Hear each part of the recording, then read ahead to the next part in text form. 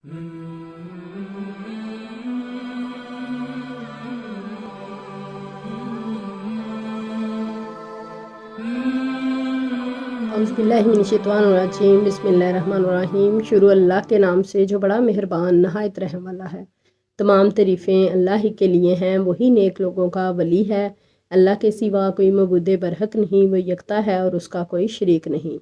लाखों करोड़ों दुरूद सलाम हो कमली वाले आका मोहम्मद मुस्तफ़ा सल्लल्लाहु अलैहि वसल्लम पर, जो ख़ातमुन नबिय्यीन हैं और ख़ातमुल मुरसलीन हैं कि आपके बाद ना कोई नबी है ना रसूल है। लाखों करोड़ों दुरूद सलाम हो आले बैत पर। अस्सलाम वालेकुम वरहमतुल्लाहि वबरकातुहू। उम्मीद करती हूँ सब बिल्कुल खैरियत से होंगे। ईद उल फितर की खुशियाँ खूब सब समेट रहे होंगे और रमज़ानुल मुबारक की बरकतें और रहमतें भी सब ने समेटी होंगी। रमज़ानुल मुबारक के आखिरी अशरे में कुछ दिन जो है वो मैं आप लोगों के साथ अपना कनेक्शन जो है वो बहाल नहीं रख सकी। मेरा गला ख़राब होने की वजह से मैं कुछ दिन जो है वो वीडियो अपलोड नहीं कर सकी, लेकिन अब इंशाल्लाह दोबारा से हमारा कनेक्शन जो है वो वैसा ही हो जाएगा कि हर रोज़ इंशाल्लाह मैं वीडियो अपलोड करूँगी और उस पर मुझे आप लोगों का भरपूर रिस्पांस चाहिए, प्यार चाहिए और आप लोगों की मोहब्बत चाहिए। रमज़ानुल मुबारक के महीने में हमारी बहुत अच्छी रूटीन सेट हुई होती है कि हमारा कनेक्शन अल्लाह रब्बुल इज़्ज़त की ज़ात के साथ बहुत अच्छा बना होता है।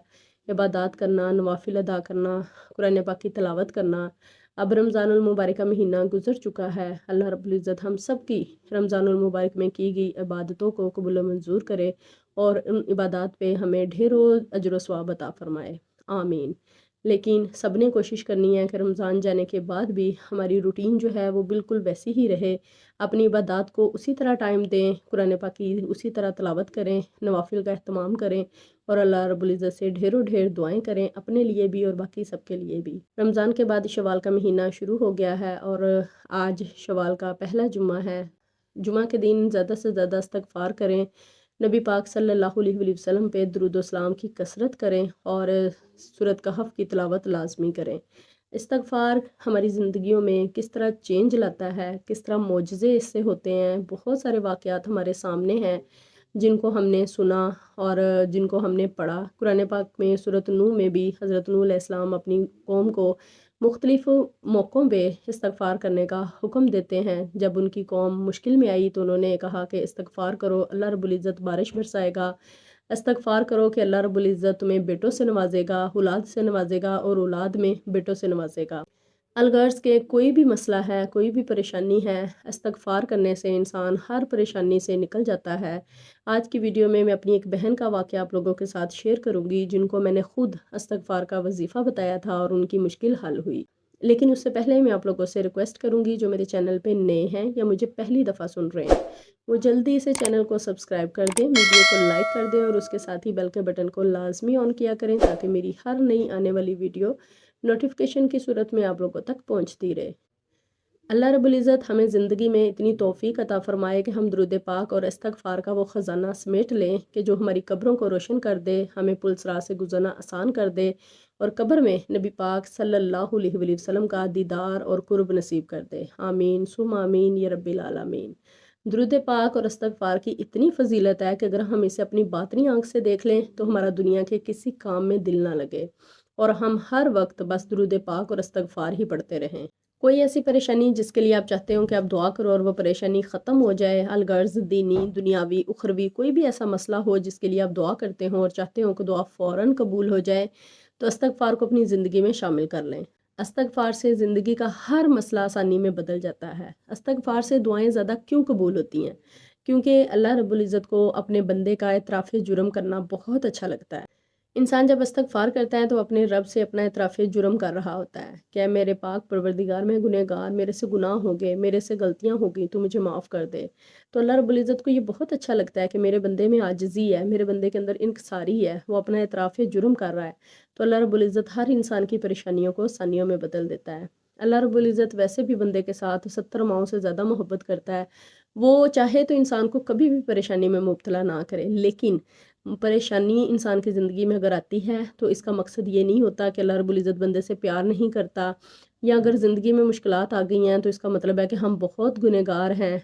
इस तरह का कुछ भी नहीं होता। अल्लाह रब्बुल इज़्ज़त की कुछ लोगों की ज़िंदगी में परेशानियाँ उनके गुनाहों की वजह से भी होती हैं और कुछ लोगों की ज़िंदगी में परेशानियाँ आजमाइश के तौर पे भी होती हैं।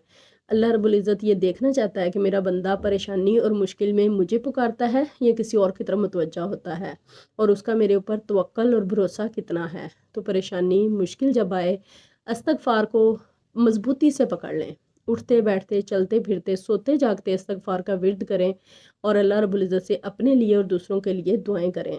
اور سوتے جاگتے کا مطلب یہ ہے کہ جب انسان کوئی بھی ورد کرنے لگتا ہے، درود پاک ہو گیا یا استغفار ہو گیا، تو اگر آپ ہر ٹائم مسلسل ان کا ورد کرتے ہیں، وقت ایسا آتا ہے کہ جب آپ سو رہے ہوں تب بھی آپ کو ایسا محسوس ہونے لگ جاتا ہے کہ آپ استغفار پڑھ رہے ہو یا درود پاک پڑھ رہے ہو۔ یہ میں نے خود کیا ہوا ہے، اس لیے مجھے پتا ہے کہ جب میں درود پاک پڑھا کرتی تھی زیادہ کثرت سے، تو اس ٹائم بھی جب میں سوتی تھی تو مجھے ایسے لگتا تھا کہ درود پاک میں سوتے ہوئے بھی پڑھ رہی ہوں۔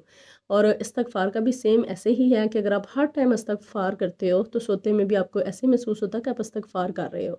تو اس وجہ سے استغفار کو اپنی زندگی میں اتنی جگہ دے دیں کہ یہ کبھی بھی نکل نہ سکے۔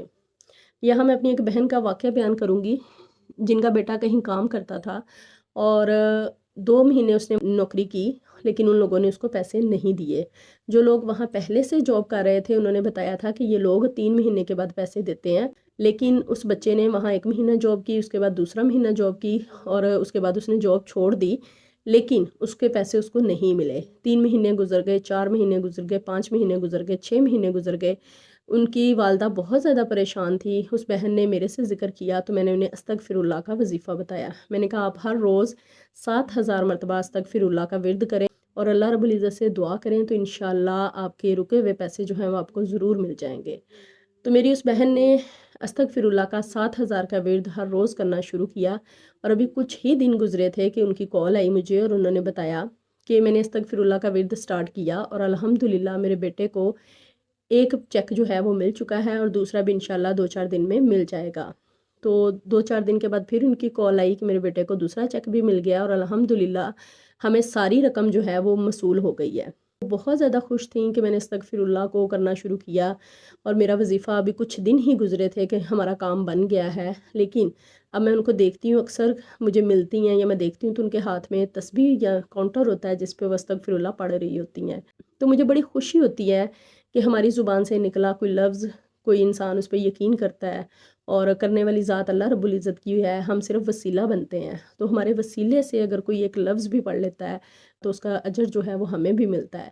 تو اس وجہ سے کوشش کریں استغفر اللہ کو اتنا پھیلا دیں کہ ہر انسان، ہر مسلمان کی زبان پر استغفار ہو، اور اللہ رب العزت کو ہمارا یہ عمل اتنا پسند آئے کہ وہ ہماری سب کی پریشانیوں کو، مشکلات کو آسانیوں میں بدل دے۔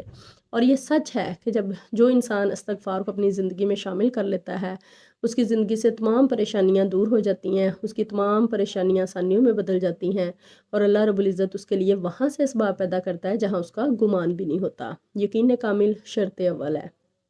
نبی پاک صلی اللہ علیہ وآلہ وسلم نے فرمایا کہ جو استغفار کرنے کو اپنے اوپر لازم کرے گا تو اللہ تعالیٰ اس کے لیے ہر تنگی سے نکلنے کا راستہ بنا دے گا، اور ہر غم و پریشانی سے اسے نجات دے دے گا، اور اسے ایسی جگہ سے اور اس طرح رزق پہنچائے گا جس کا اس کو گمان بھی نہیں ہوگا۔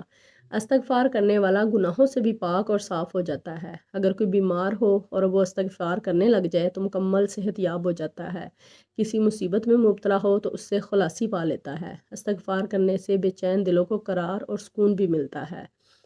ایک لفظ پڑھنے سے اتنی ڈھیر مشکلات جو ہیں وہ آسانیوں میں بدل جاتی ہیں، انسان کی زندگی میں سکون آ جاتا ہے، اس کے گناہ معاف ہو جاتے ہیں، اس کا دل صاف ہو جاتا ہے، اس کی بیماریاں ختم ہو جاتی ہیں۔ تو لفظ کیا پڑھنا ہے؟ صرف استغفر اللہ۔ اور کوشش کریں کہ جتنا زیادہ اس کو پڑھ سکیں پڑھیں۔ اگر کسی خاص مقصد کے لیے کرنا چاہتے ہیں تو 7000 مرتبہ ہر روز پڑھیں، اور اول و آخر درود پاک لازمی پڑھیں۔ آج جمعۃ المبارک کا دن ہے، سورۃ کہف لازمی پڑھنی ہے، نبی پاک صلی اللہ علیہ وآلہ وسلم پر کثرت سے درود پاک پڑھنا ہے، اور استغفر اللہ کی کثرت کرنی ہے۔ امید کرتی ہوں آج کا وظیفہ آپ لوگوں کو بہت اچھا لگا ہوگا۔ اللہ رب العزت ہم سب کے لیے آسانیاں پیدا کرے، تمام بیماروں کو شفا کاملہ عاجلہ عطا فرمائے، بے روزگاروں کو رزق عطا فرمائے، بے اولادوں کو نیک صالح اولاد عطا فرمائے، جتنے قرض دار ہیں اللہ رب العزت ان کو قرض سے خلاصی عطا فرمائے، ہم سب کو نیک اور بعمل بنائے، نماز پنجگانہ پڑھنے کی، قرآن پاک پڑھنے کی اور اس پہ عمل کرنے کی توفیق عطا فرمائے۔ آمین ثم آمین یا رب العالمین۔ دعاؤں میں یاد رکھیے گا، اپنا ڈھیر سارا خیال رکھیے گا۔ اللہ حافظ۔